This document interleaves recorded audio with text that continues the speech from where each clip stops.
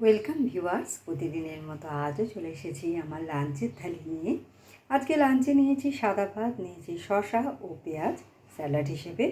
প্রথম পাতে খাওয়ার জন্য নিয়েছি ইলিশ মাছের মাথা দিয়ে শাপলা ঘন্ট।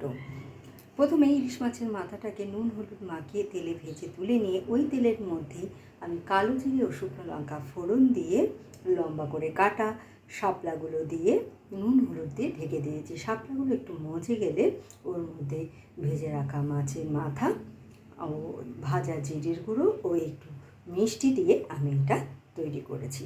আর নিয়েছি ঢ্যাঁড়স আলু ও পেঁয়াজ ভাজা, ডুমো ডুমো করে আলু ও ঢ্যাঁড়স ও পেঁয়াজ আমি নুন হলুদ ও সামান্য মিষ্টি দিয়ে ভেজে নিয়েছি। তার সাথে খাওয়ার জন্যে নিয়েছি পাঁচমিশালি ডাল, যেটা আমি পাঁচফোড়ন শুকনো লঙ্কা ফোড়ন দিয়ে রান্না করেছি।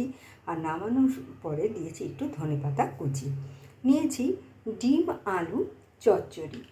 ডিম আর আলুটাকে আগে সেদ্ধ করে নিয়েছি, আর আলুটাকে লম্বা সরু টুকরো করে কেটে নিয়েছি।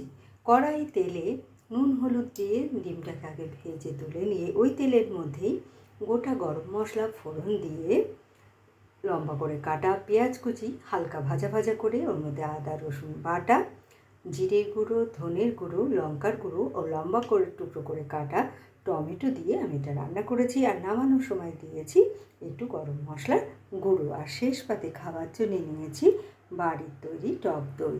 তো কেমন লাগলো আপনাদের আমার এই লাঞ্চের থালিটা? ভালো লাগলে লাইক, শেয়ার এবং সাবস্ক্রাইব করবেন আমার চ্যানেলকে। Thank you for watching.